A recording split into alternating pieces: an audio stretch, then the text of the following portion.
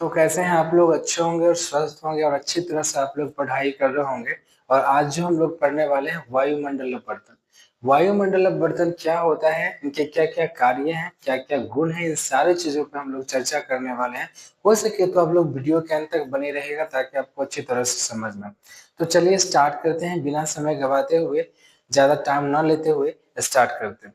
सबसे पहली बात मेरा रहेगा कि आपको वायुमंडल अपवर्तन होता है क्या है। तो एकदम आसान है, आराम से बोल सकते हैं अपने दिमाग से कि वायुमंडल में होने वाले परिवर्तन को वायुमंडल अपवर्तन कहते हैं।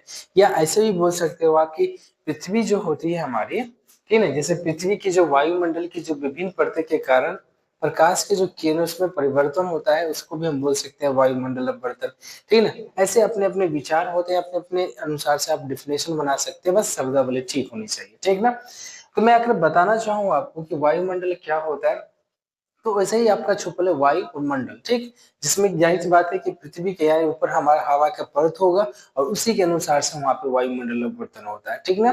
तो पृथ्वी के वायुमंडल, यहाँ पे याद रखिएगा, पृथ्वी के यहाँ पे बोला गया है कि पृथ्वी के वायुमंडल की विभिन्न परतों के कारण, याद रखिएगा परत, अभी जस्ट मैं आपको बताऊंगा परत के कारण प्रकाश की दिशा में होने वाले परिवर्तन को हम वायुमंडल अपवर्तन कहते हैं, ठीक ना।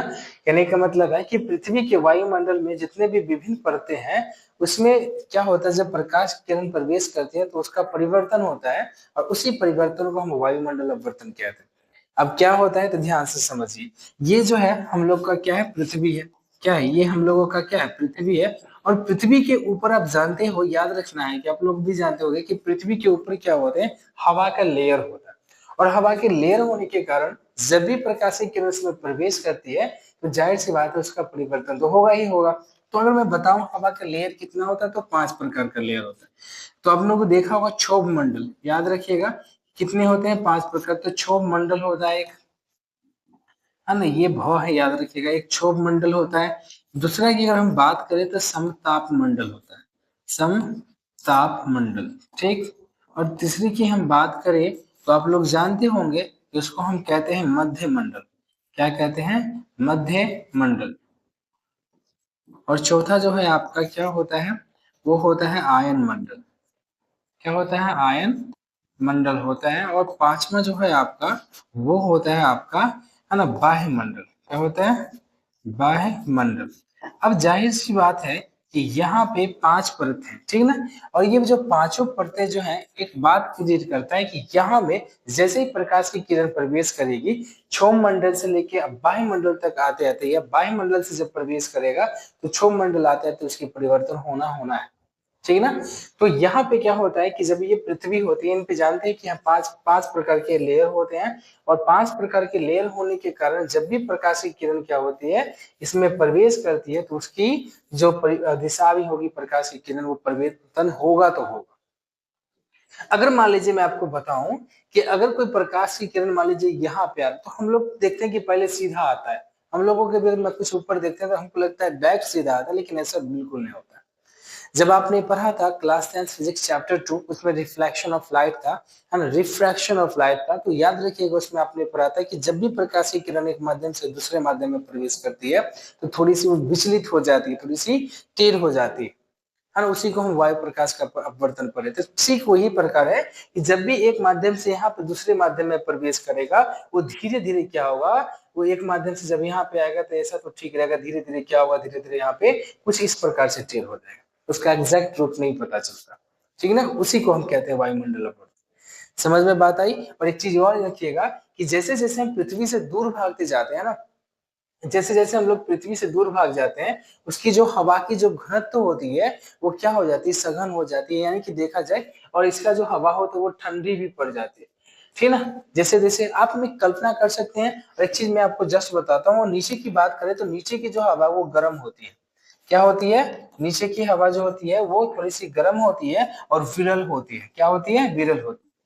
अब मैं आपको बताता हूँ, जैसे कल्पना कीजिए कि आप लोग कहीं ना कहीं घोड़ा ताप रहे होंगे, ठीक है ना। अगर घोड़ा के जितने नजदीक रहेंगे आप, ठीक है ना, उतना ही आपको गर्मी लगेगी, ठीक है ना। और जैसे जैसे आप दूर उससे भागते जाइएगा, याद रखिएगा आपको थोड़ी थोड़ी क्या हो, उसकी एहसास कमती हो जाएगी।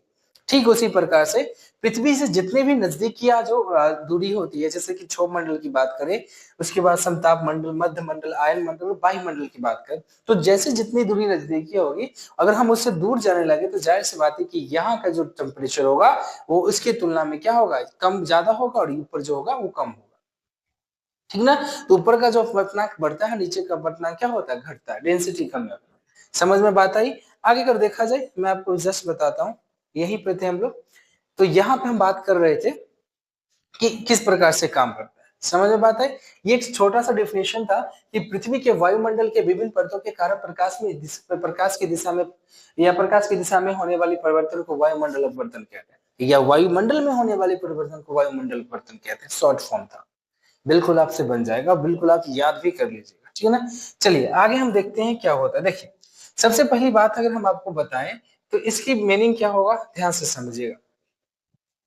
यहाँ पे इसका पूरा सा डिफिनेशन है, पूरा ऑल मैंने इसको थोड़ा सा लॉन्ग कर दिया है।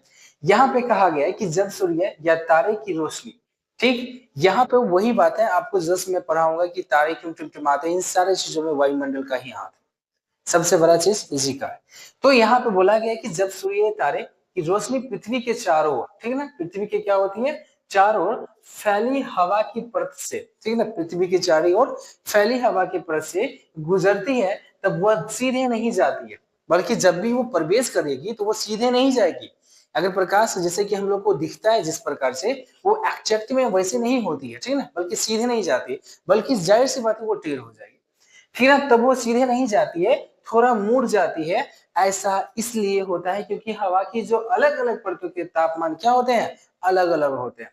क्या होते हैं, अलग अलग, तापमान भी अलग होगा और घनत्व भी अलग होगा, ठीक है ना। तो ऊपर की जो हवा की घनत्व होगी वो ज्यादा होगी और ठंडी होगी, और नीचे की जो हवा की घनत्व होगी वो क्या होगा, वो थोड़ा सा कम होता है और गर्म होता है, ठीक है ना।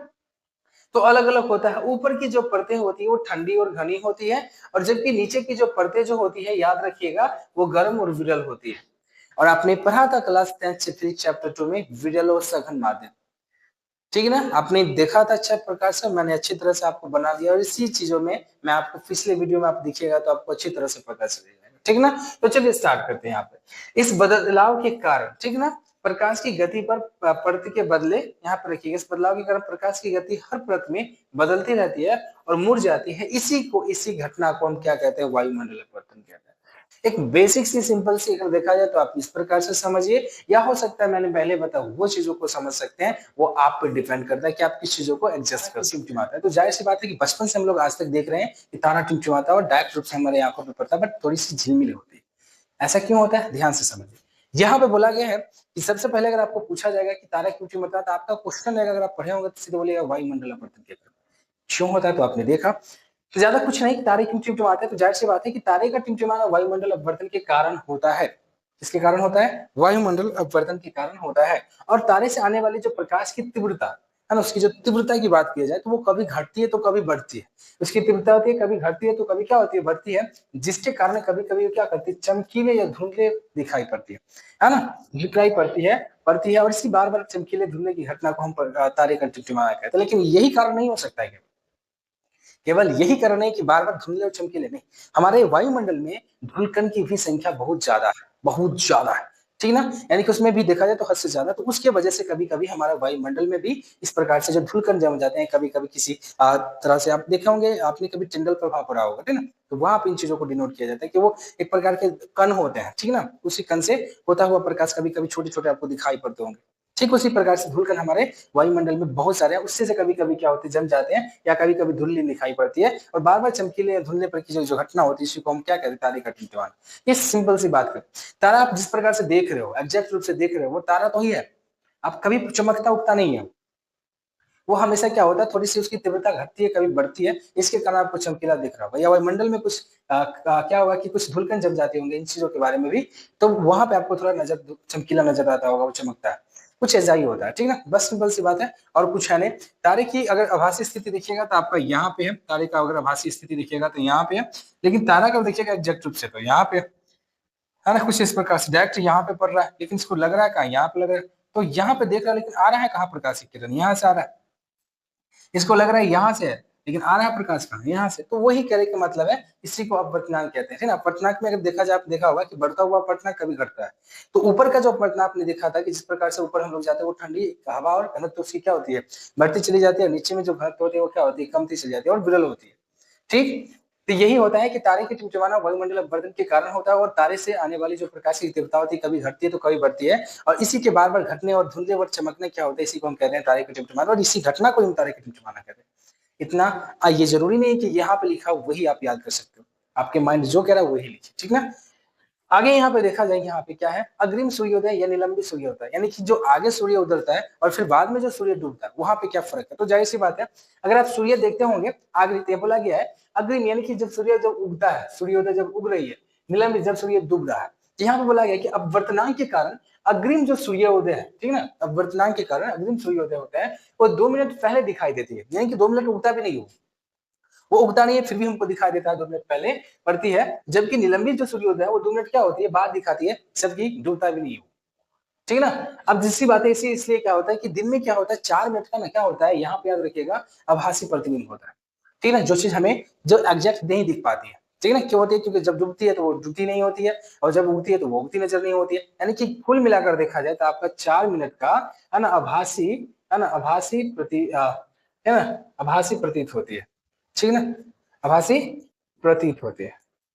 समझ में बात आई। तो यहाँ पे कुछ 4 मिनट की बात कह रहा है, तो इसी को कहते हैं अग्रिम सूर्योदय और निलंबित सूर्योदय। 2 मिनट पहले उग जाता है, 2 मिनट बाद में डूब जाता है, ठीक है ना। इतना याद रखिएगा, इससे ज्यादा कुछ नहीं है, बहुत कम ही है।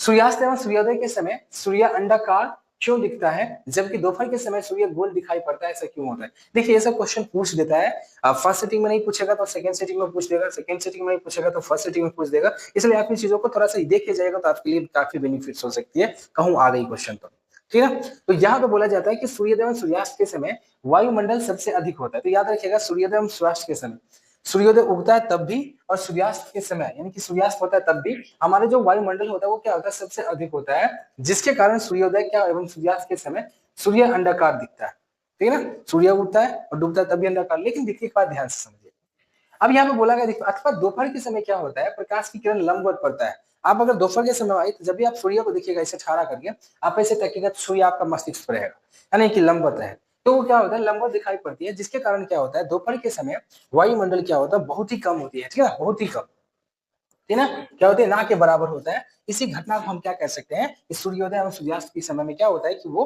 डूबती नजर, क्या होता है वहां पे कि क्या कह सकते हैं, वायुमंडल अपवर्तन ना के बराबर होता है, तो दोपहर के समय सूर्य गोल दिखाई देता है।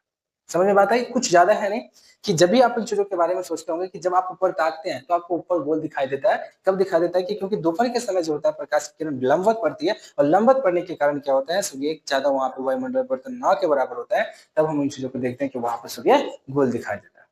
ठीक, तो ये अभी आपका क्लियर हो गया है ना। जैसे एक व्यक्ति अगर मान लीजिएगा आप इसको ठहरा कर दीजिए, ठीक है ना, और यहाँ पे सूर्य को रख दीजिए, ठीक ना, क्योंकि जब भी वो देखेगा तो इसके लंबवत देखेगा। अब जब लंबवत देखेगा तो सूर्य एक्चुअली क्या होगा, यहाँ पे क्या दिखाएगा, गोल दिखा पाएगा, है ना, क्योंकि यहाँ पे क्या होता है कि वायुमंडल क्या है, वायुमंडल जो होता है, यहाँ पे क्या होता है, वायुमंडल, है ना, वायुमंडल क्या होता है, वायुमंडल जो होता है ना के बराबर होता है, बहुत कम होता है। क्या हो गया, कम होता है, ठीक, याद रखिएगा, ज्यादा इसमें कुछ है नहीं। आगे आगे देखा जाए आपका टिंडल प्रभाव क्या होता है, जस्ट मैंने भी जस्ट आपको बताया था टिंडल प्रभाव क्या होता है, कुछ नहीं, जब कोई कण प्रकाश की प्रकीर्णन को, प्रकीर्णन आपने पढ़ा था कि जब प्रकाश की किरणें किसी सूक्ष्म कणों पर पड़ते हैं तो उन पर कुछ ऊर्जा को अवशोषित कर फिर चारों ओर वितरित करती है, जिसे हम क्या कहते हैं, प्रकीर्णन कहते हैं। जस्ट वैसा ही है कि जब कोई कण प्रकाश की किरणें यानी कि प्रकीर्णन को दर्शाता है तो इन घटना को टिंडल प्रभाव कहते हैं। आसान सी बात में, जब जब अपने प्रकीर्णन पढ़ा होगा, प्रकीर्णन क्या होता है, जब प्रकाश की किरणें एक माध्यम से, जब भी आपने पढ़ा होगा कि जब प्रकाश की किरणें किसी सूक्ष्म कणों पर पड़ते हैं तो उन पर पड़ने वाली कुछ ऊर्जा को अवशोषित कर फिर चारों ओर वितरित करते हैं, इसी को प्रकीर्णन कहते हैं। लेकिन यहाँ पर बोला गया है कि जब कोई कण प्रकाश की प्रकीर्णन को दर्शाता है तो इस घटना को हम टिंडल प्रभाव कहते हैं, छोटी सी डिफिनेशन। लेकिन या दूसरी तरह से बोल सकते हैं, या किसी कोलाइडिंग विलयन में निलंबित कण द्वारा होने वाली प्रकीर्णन को क्या कहते हैं, टिंडल प्रभाव कहते हैं। ठीक, तो ये आपका एक छोटा सा डिफिनेशन है, इससे ज्यादा कुछ है नहीं, आपको केवल मैंने डिफिनेशन बताने की कोशिश किया है, ठीक ना। आगे देखा जो आसान भाषा में, आगे यहाँ पे क्या है, टिंडल प्रभाव का क्या होता है।